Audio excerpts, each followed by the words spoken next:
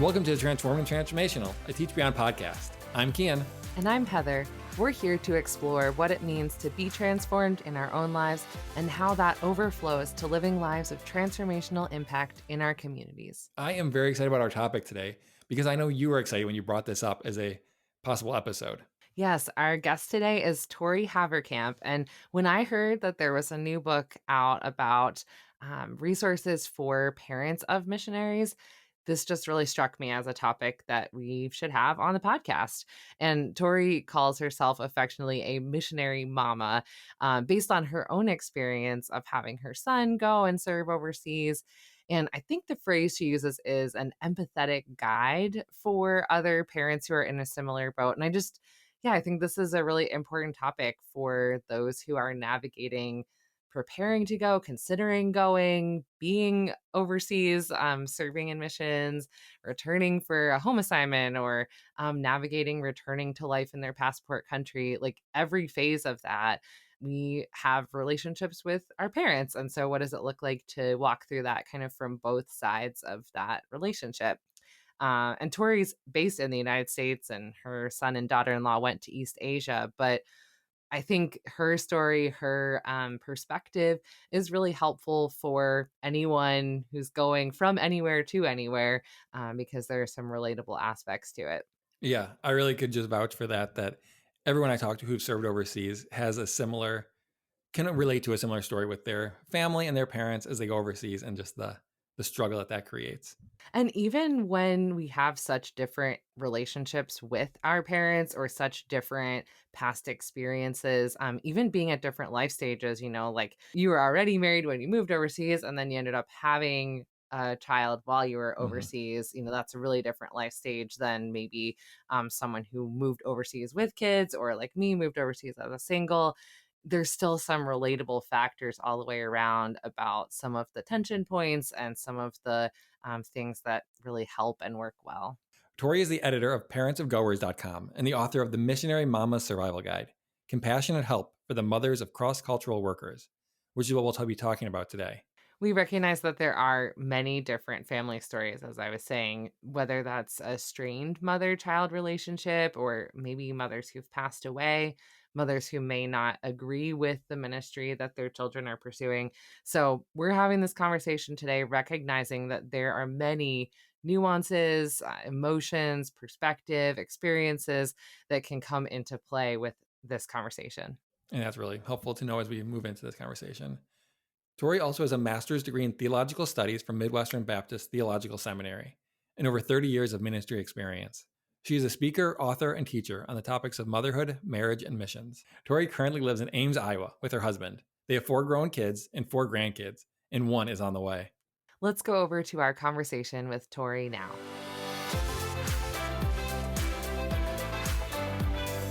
Welcome to the podcast, Tori. Thank you. Thanks for having me.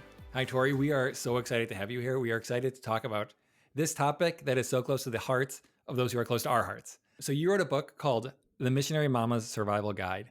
Can you talk to us a little bit about what that means? Who's a missionary mama, and why did you write this book? Right. Well, I am a missionary mama, and I wrote this book for other women, especially. I mean, I think dads can enjoy it too, but I wrote it for other women like myself because there's a lot of attention focused on the goers, the people who go, but there's not a lot of attention focused or given to the stayers. Mm-hmm. And so the missionary mamas, are the stayers, the ones who send their kids abroad. Mm-hmm. Mm-hmm. Yeah, that's such a good point, that there are those who are actively pursuing going and information gathering and going through the process of trying to discern if this is what God has for them in the next step. And then there are so many who are impacted by that decision and may or may not have been involved in that conversation and may or may not have their own community who have a similar experience. Right. So, yeah, Tori, I loved that in this book you used the analogy of hiking. And I'm wondering if you can talk to us about how your experience as the mom of a missionary has felt like a hike to you, or how this imagery has been helpful to you. Yeah. So my family, we're a backpacking family. We have 4 kids. They're all grown out of the house now, but as our family vacations, people might beg to differ with the term vacation, but as our trips, our yearly trips in the summer, we would go backpacking, and we went backpacking all Mm. over the world. And so some of those trips were really enjoyable, flat, and easy to traverse, and others were mountainous and hilly and rocky and very arduous. And so I use the term hiking or a hiking trip because my journey as a missionary mama felt like the latter. It felt arduous and hard and long and unfamiliar to me. So I felt like it was a very apt metaphor. The hiking metaphor, just the long journey, gonna get your feet dirty. You might fall a few times. And so, yeah, I feel like it's a very good metaphor for my journey. What are some ways that you've kind of experienced that up and down over the journey as you picture it really is such a helpful picture, those Yeah. flatter parts and the more Yep. arduous journey parts. What has that looked like for you as a missionary mama? Yeah, I think it was probably hillier and rockier. Not even right at the beginning because, it's all new and you don't know exactly how you're going to feel. And you send your child off, and there's a lot of fanfare. And so I'm not sure that the reality of his absence, and it was he and my daughter in law, I'm not sure that was very apparent right at the beginning because within the first year we were able to go and visit them. But as more and more family gatherings and birthdays and special events and weddings, as those kept coming at me in life, then I could really feel the acute absence, his absence just from our family. And so I think those were what I would call the more rocky sections of my journey. And then I would get to a more flat place where I feel like we would have a lot of communication and I could release him and surrender him. And then I sometimes I call them hot spots in the book. There'd be hot spots. Like I used to be on social media and I would see people on the holidays posting pictures of their entire intact family, Mm, or them mhm, hanging out with their grandkids. And I had to just get away from that because those caused what I call blisters, heart blisters, in my heart because I was so sad that I couldn't do that. I couldn't have my whole family, all my chicks in the nest all at one time. And so those were, it's like a hike. It's up and down. And sometimes you're feeling good about it. And sometimes you're feeling very sad because it's a really unique type of sorrow. Because I didn't have a lot of community around me of people, like hearted folks who had sent their kids abroad. I felt alone. And so it was kind of a unique sorrow that I couldn't share with a lot of people. My daughter in law's mother was a friend, and that was very helpful, but it's just the two of us. And so it was right, really yeah. helpful when I started kind of drawing in others, Mhm, mostly out of need, mhm, because it helped my heart to realize, mhm, like, oh, I'm not the only one. mhm, mhm. How did you go about drawing in others into that conversation? Yeah. So I started by going to, I was at the time in seminary and we had a class, a missiology class. And in the missiology class, there was a project that we were supposed to design a missions program for our church. Mm, Well, I decided our church had just a fine missions program. They were doing very well with it. But I asked the instructor, who was also a coworker, hey, what do you think about doing a program for parents? Could I do a paper on a program for parents, a final mm, project? And he said, I think that'd be okay. mm, So that's where the ball started rolling. I realized that we were not reaching the parents of missionaries. And so mhm, some of our missionaries were probably not staying on the field as long. We didn't have as mm, great of a retention rate with the missionaries whose parents weren't either very educated or very comfortable with them there. There was a lot of mm, tension. mhm, And so I thought not only would I feel like I'm gathering community around me, but I think I might be able to increase our retention rate for some of our missionary mhm, children abroad. mhm, And so that's kind of where it started. And so we started, our church started a Parents of Goers blog. And then we mm, started a podcast. And so little by little, I've kind of taken that, and it's my kind of personal ministry for mhm. parents. But that's where it all got started. What did you find were some of those natural tension points? Like, you've mentioned some of your personal hotspots, but Mhm. there are different tension points for different families Right. and different Right. situations. So what were some of the other patterns you saw? Yeah, I think, when your child goes to a different country and a different culture, parents feel far away and disconnected in a way that's unfamiliar because you can't just call up your child and say, "Hey, I'm gonna just drop some cookies over at your house," or "I'm Mhm, gonna, run over something for because you're sick." You can't mhm, do that sort of thing. And even communication, it depends on, where, what country your child is in. Sometimes communication and internet access is just really difficult. And mhm, if they have it, sometimes it's very unpredictable. And mhm, so that instant connection that you have in the States via technology or phone, you don't have that. And so sometimes parents get very nervous and want more instant access to their children. Well, their children can't really do a lot about that. And so the parents sometimes get just a little bit nervous, maybe a little anxious about that. So that would be one of the points I think that is kind of a rub. Another thing that I've really seen a lot of parents do is they want to know how long this journey is going to be. How long will you be there? How long will you be staying? When are you coming home? And I think those kind of questions are sometimes discouraging to the goers because sometimes they have an open ended timeline. They don't really know. They're going to see what God does, see what fruit comes, so they can't always give a definitive answer. And they're trying to live within the culture and assimilate and be part of that culture. And every time their parents might say, like, "When are you coming home?" That kind of takes them back to their old culture. And so they have to keep kind of going back and forth. And I just think it creates tension in both the parents and the kids. And so I do talk a little bit about that in the book about, hey, be really careful what kind of questions you ask. And yes, the natural parental thing is to want to have them close, but really the best thing for them is to assimilate into that culture and call that home. That is so helpful. I'm thinking about your journey in this and becoming a missionary mama. Could you talk about your personal experience of your son and his wife talking about going overseas and what you kind of went through emotionally? Because I know you have a history in ministry, and so is that a feeling of success? Your son wants to go overseas as a missionary, or was it a oh no, what have I started? It's a mixed bag. It's a success when it's someone else's child.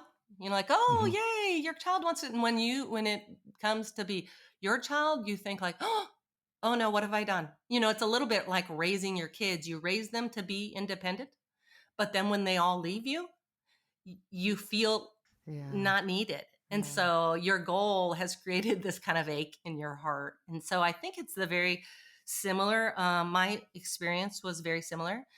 My son talked about being a missionary from kindergarten. And so I think it started because we had some missionaries living with us for about 6 months in our basement. And he was fascinated with everything they did. And so I think that's where the seed was planted. And we would have some internationals in our home. And when he was a junior in high school, he was a unique kid. He asked for the class perspectives mhm. for Christmas. And so we gave it to him. And that's a huge commitment because we did it with him, my husband and I. And it's like between a 13 and 15 week commitment. But it really did help us learn about God's mission for the world. And so when you ask about my journey, it's not like it was a huge surprise. Hey, mom and dad, I want to move overseas. I want to be a missionary. But it was something we kind of had thought might happen, but when it really did happen, then that was different. He had gone overseas several times for summer trips, and had spent summers there, but I always knew he was coming home in 3 months, and so he had decided that he would like to go overseas to the same country he had gone several summers. So that's kind of our journey. Not a surprise, but still a great adjustment when it finally happened to my child. So You mentioned even you want to raise your kids to be independent, and then when they leave, you're sad. How do you kind of balance that? And I mean, there's lots of different dynamics kids have with their parents and relationship closeness, but encouraging your son to do these things while also knowing that you'll be sad. Like, how do you Uh-huh. balance kind of those two emotions as you interact with him about how long they're going to be overseas, wanting them home, all those kind of things? Yeah, yeah. Well, that's kind of what the book was about, that I was in a quandary, kind of a conundrum about, okay, yeah, I know that God has actually called my son, and he's very confident about it. And I know that God's mission for the world is to reconcile everyone, all creation back to himself. And I know that he uses some of our kids as agents to do that. So I couldn't take yeah, I couldn't take offense at what he was wanting to do, because it was actually God's mission for the world, and it was wonderful and honorable and glorious. But yet my heart, even though I was proud of him, we were both proud of him, and we were very honored that God chose him. My heart was yearning for my little boy to stay close. Sometimes when I wasn't thinking about God's mission, then my motherly instincts would kind of override what I knew to be right. And I knew that it was right that he should go. But yet, I think all of us have this natural parental pull, and we want them close. So I kind of had to, it's a wrestling match, it's a yes, this is right. Oh, I'm so sad. Yes, he needs to go. Oh, I won't have very much access to him. And it wasn't a cadence I was used to in my life. And so I had to just reestablish a new pattern of communication with him that didn't involve my physical presence. So you ask how I navigated that? Not well sometimes. But then at other times, especially when I started to gather more, especially women around me who had children abroad, it was helpful to be in community and still air those sad sorrows, because they could tell me, but remember, this is what we're all to be about, and our children have been chosen. Isn't that wonderful and glorious? And yeah, so the navigation part probably was a little uneven, but I can say that I did finally grasp that when I was struggling, I was focusing on me. And when I was able more to release and believe in God's mission, I was focusing more on God. And so it's always good when we get our eyes off ourselves and onto God, because the things of the world grow strangely dim, in the light of his glorious grace. So that would be when I was walking well. I was thinking rightly, and I was believing God's promises of, anybody who, I wrote a verse down here. Jesus was talking to his disciples, and it's from Mark 10:28 through 31. And he said to them, truly, I say to you, there is no one who has left house or wife or brother or parents or children for the sake of the kingdom of God who will not receive many times more in this time and in the age to come eternal life. And so I took that as he was talking not only to his disciples, but he could have just as well been talking to the disciples' parents, because they were not leaving, but they had to let them leave. Some go and some have to let go. And so, yeah, I think it helped me to get to kind of the other side of the arduous journey when I viewed it in the big narrative, the big picture of God, rather than my own little personal, cozy, insulated world. Then I could see it as this glorious thing, and it wasn't all about me. Yeah. What you're describing immediately makes me think of a phrase I've shared on the podcast before, this idea of holding both, that both are true at the same time, that it's okay to feel sad and left behind and like there's a loss, but then also to feel proud or like excited or, encouraging of the journey that they're on. And it seems like that is true in letting your kids, like releasing your kids into adulthood regardless. But when there are many, many miles in between, there's that extra layer that you're describing. And so, from your perspective, maybe the group of parents that you've now interacted with who are in your same boat, what do you see as ways that maybe the missionaries are misunderstanding their parent? I was just thinking about this, there are ways that maybe you have to learn how the missionary is thinking about something or how the Lord has been working in their heart, but what about the flip side? Yeah, I think the missionary, and I've had some missionaries read the book and feel a little bit guilty. And that's not my intention, but it is my intention to say, like, your parents are people and they have emotions. And I don't know about you guys, but I know when my parents dropped me off at college, I was not thinking about them driving home and missing me. I was Yeah. all about the adventure and living my own life. And I think that is a little bit how our missionaries, it kind of depends on when we send them. In our church, we often send them as young adults, maybe newly out of college.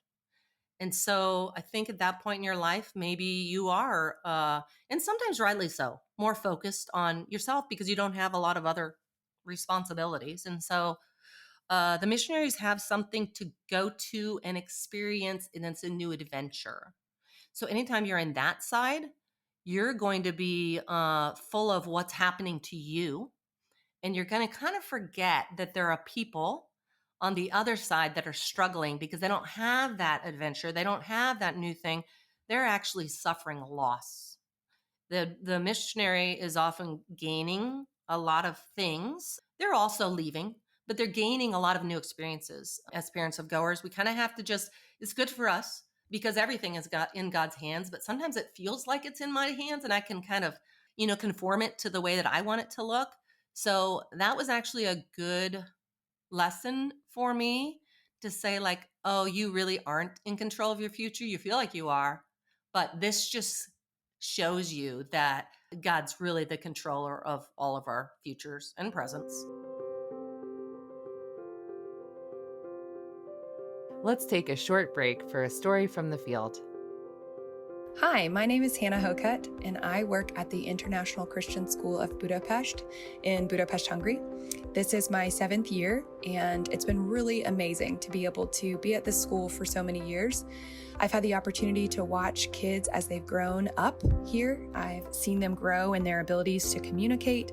I've seen them grow in their abilities academically. I've seen them participate in many things. I've also seen them grow physically. I am enjoying this current first grade class and seeing so much potential in them. They're excited, they're full of energy, and so excited to learn. It's been funny because many times they step into the pre-first classroom and then remember, oh, I'm not in pre-first anymore, I'm in first grade. And then they scurry back into the hallway and back to my classroom. I'm hopeful for this year. I see a lot of potential, and I'm just looking forward to see what God does. Back to school brings a lot of new and exciting. For our weekly spotlight, we are focusing on GDQ International Christian School in Albania. Want to learn more? Visit teachbeyond.org/go or email podcast@teachbeyond.org. I wanted to kind of jump back to something you mentioned in the book about as your son was preparing to go overseas and kind of raising support, you were feeling a little nervous, a little sheepish about your son asking family, friends about money. How did you can you tell us about your experience and how you responded to that and kind of your new perspective as that's happening? Yeah. I'm not a sport raising expert, but I can tell you from the mother, the mother's heart, and probably a lot of parents' hearts, it feels strange when your child is asking your relatives and your friends for money. And if you frame it like that, it's always going to feel strange. But if instead you frame it in the way that these people that my child is asking for money, they don't have the ability to go across the ocean and tell people about Jesus, but they do have the financial means to invest in the kingdom in this way, then I felt a lot better about it. Not, they weren't only just asking for others to support them, they were giving others the opportunity to make the best investment you can make. You can invest in a lot of things in this world, but they're all going to go away. But the investments you make in the kingdom of God, those are eternal. And so I had to frame it in the way that was actually the right way. And I had to say, they're giving others the opportunity to make the very best investment they can.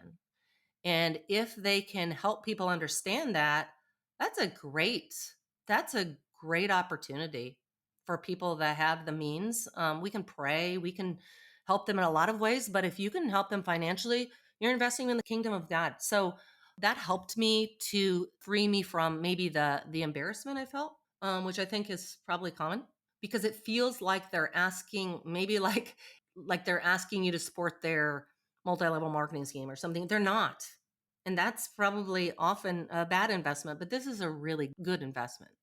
That's actually the language that can be helpful for the missionary and thinking about asking for money too, is the mindset and the language of, this is something that I have feel God is calling me to do, and I'd love to invite you to partner with me. And that invitation, the opportunity for investment leaves it in that person's hands, and what God is doing in their life to lead them to say yes or no to that. And it's a freedom then to not feel like I'm just begging or whatever. And so Right. from the parents' perspective, I love that you're mentioning the same mindset. Like, this is an opportunity. This is not begging or forcing or manipulation Right. or anything. And it's also really rewarding when you see that investment Yeah. doing things. And so we've Yeah.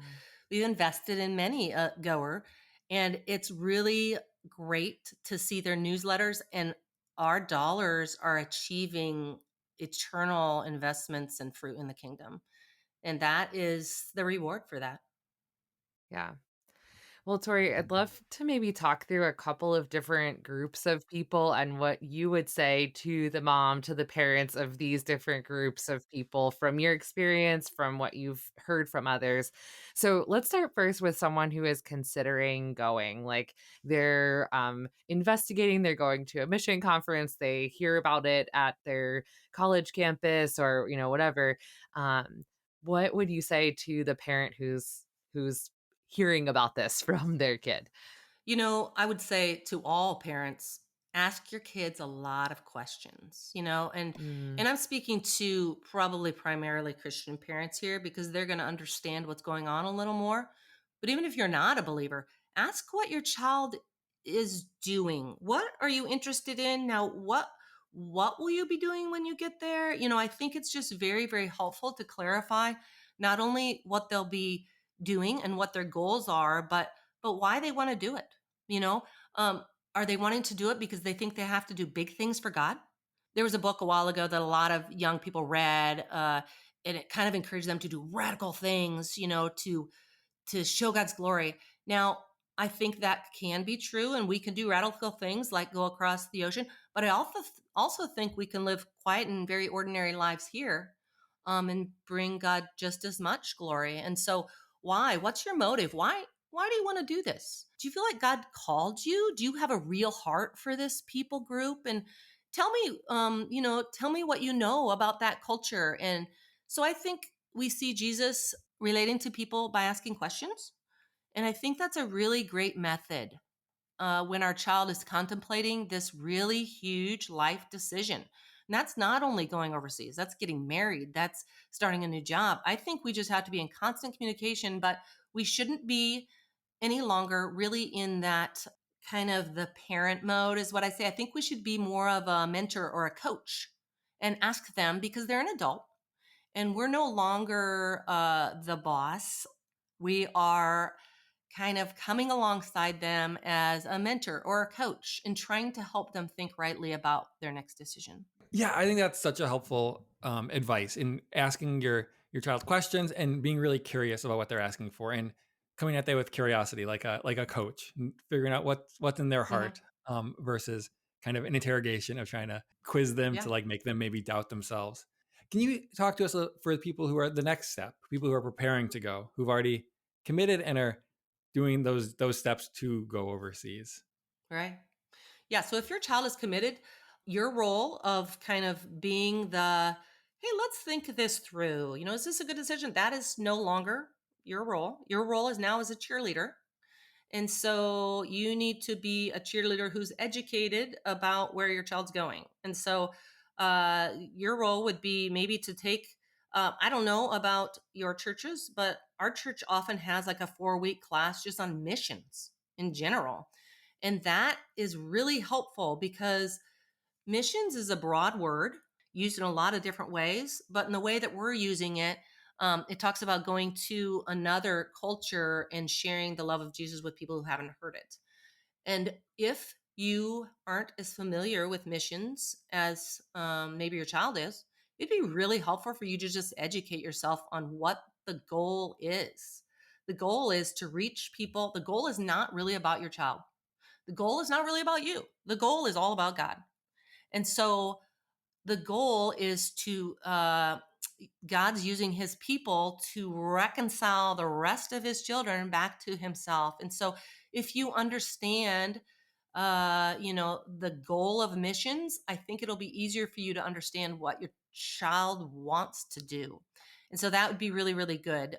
Tori, I know we've already hit on a lot of advice throughout this episode for parents of missionaries who are on the field currently, and actually even for the missionaries who are serving currently. But what would you say is one piece of advice for parents of missionaries who are currently serving? I would probably set up a time to talk to them regularly and then ask them how they're feeling about their life. Ask them how their team is operating together. Ask them what their favorite part of their week is. So it's not all about, hey, what's your job and what are you doing?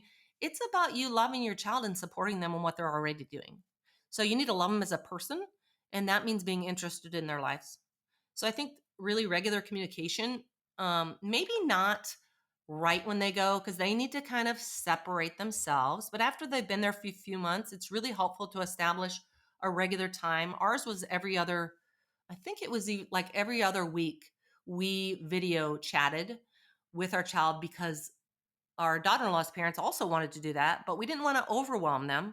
So we, twice a month, both of us got to speak Nice. with them. Yeah. And so that was really helpful that I had it on the calendar and I could look forward to it. So I guess I would suggest that you put something on your calendar where not only you can look forward to that, but your child knows that, oh, my parents, they're going to want to know what's been happening. And I want to be able to talk to them about that. Yeah. I know you mentioned a tool in the book of Marco Polo, which Yeah. became more popular after I was overseas, but I use that all the time to communicate with my parents now. And I can only imagine how much more helpful that would have been with the time zone difference to be able to just leave Oh, video messages. So, it's a newer tool, which is fantastic because you get little snippets of life, which mhm, is very valuable to a person like myself who is staying here in the States. I love seeing little snippets of life in East Asia where my kids were. Just yeah. gave me a little bit of understanding of, I don't know, culture and just their environment.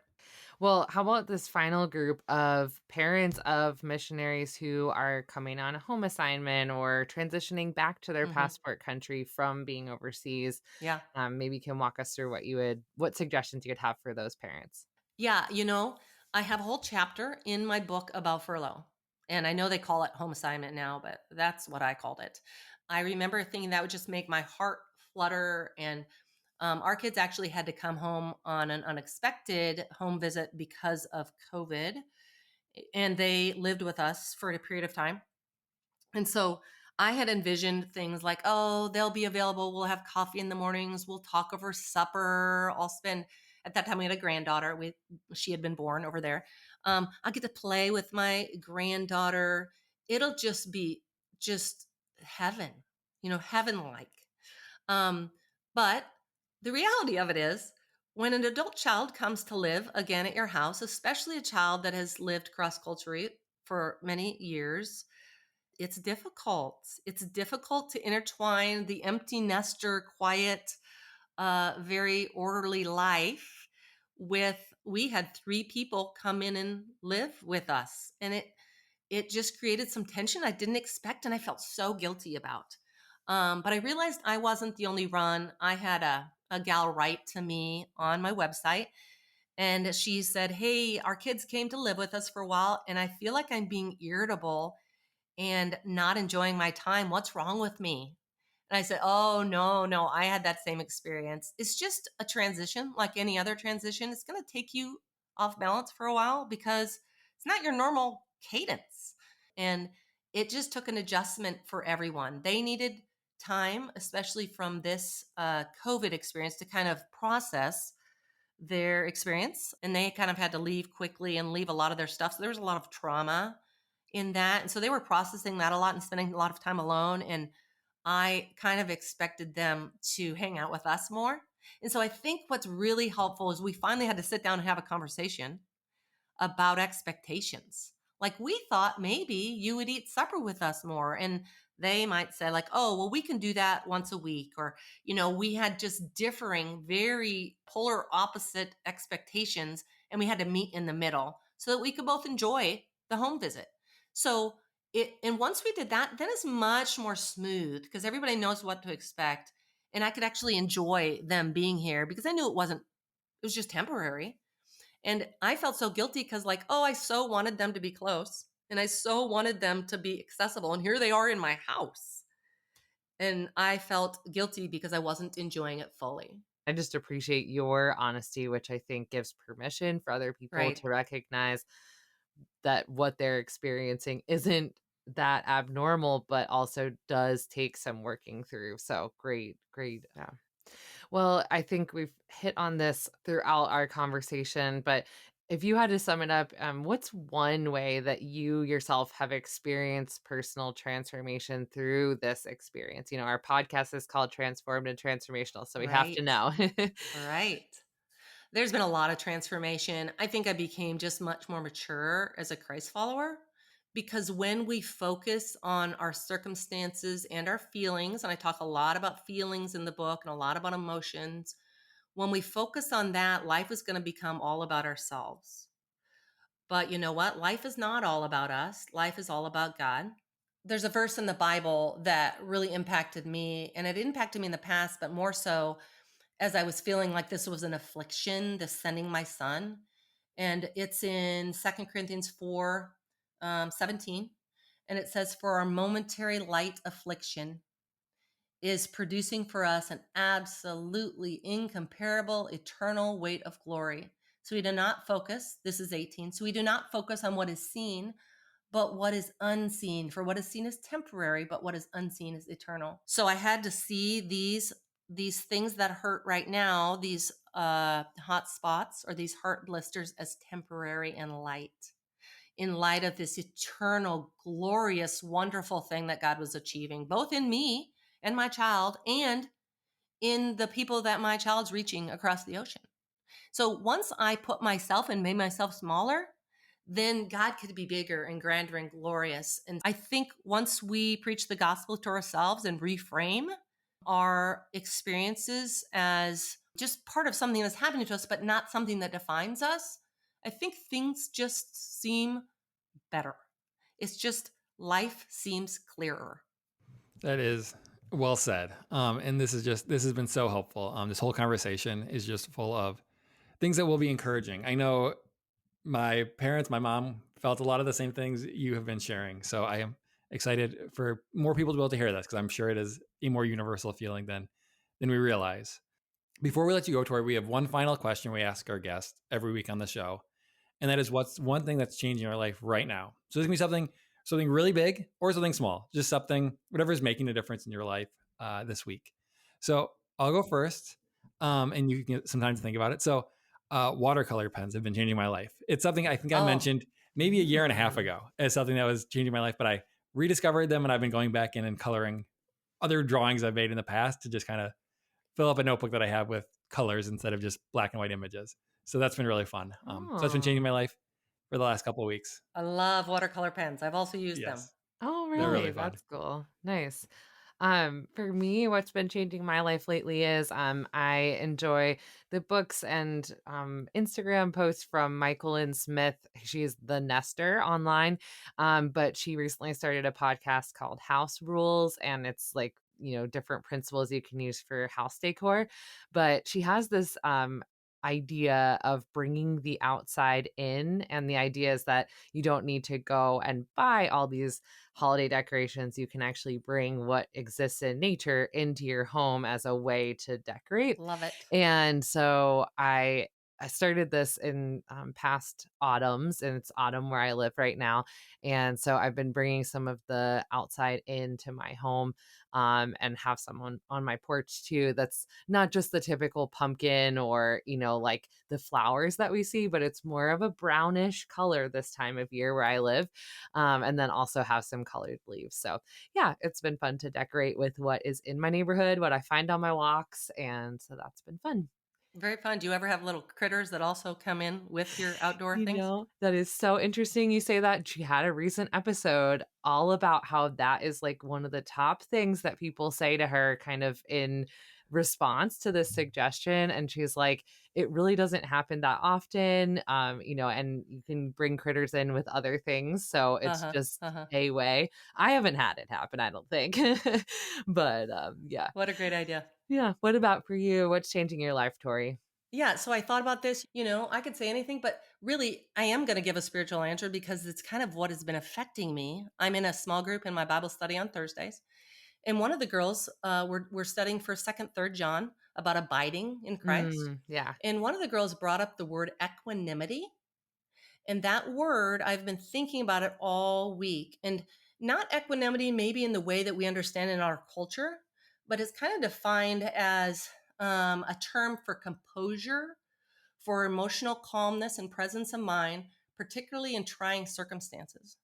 And so Mm, we talked about equanimity as God just promoting equanimity. He himself is the master of equanimity. And mm, if you read through the Bible, you'll see he describes himself as an anchor, a firm foundation, a strong tower all the way through. So if you look for him as kind of having the character quality of equanimity, you're going to find it over and over and over. So it's been wow. really fun for me this last week to look for the equanimity of God throughout the scriptures.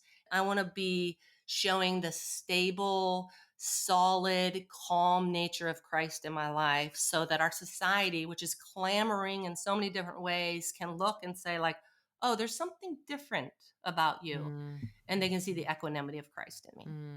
that's so good. Thank you so much for all of this advice and just perspective and honesty. We really appreciate it, Tori. Yeah, thanks for having me. Okay, so in light of our conversation with Tori today, we have a copy of Tori's book to give away. And I always love when we have a giveaway. Yes, book giveaways are really fun. So head over to Instagram or Facebook and search for Teach Beyond. Leave a comment on the post about this episode with the name of a missionary mama you know. It could be your mom if you're a cross-cultural worker, or it could be a friend, someone in your church, or even yourself. We'll be selecting one mom to give a copy of this book. And if your nominee doesn't win, you can find a link in the show notes, and maybe this would be a good Christmas or birthday gift for that person. Heather and I serve with an organization called Teach Beyond. As followers of Jesus, Teach Beyond is a global community providing transformational education services as part of God's ongoing mission to transform individuals and communities into all He intends. Want to learn more and get involved? Visit teachbeyond.org or follow us on social media. To help more people find the podcast and hear about Teach Beyond, we'd love it if you would leave a rating or review and share the show with a friend. Be sure you're subscribed or follow the show on the platform where you listen so you never miss an episode. And as always, you can reach us at podcast@teachbeyond.org. We'll see you next week.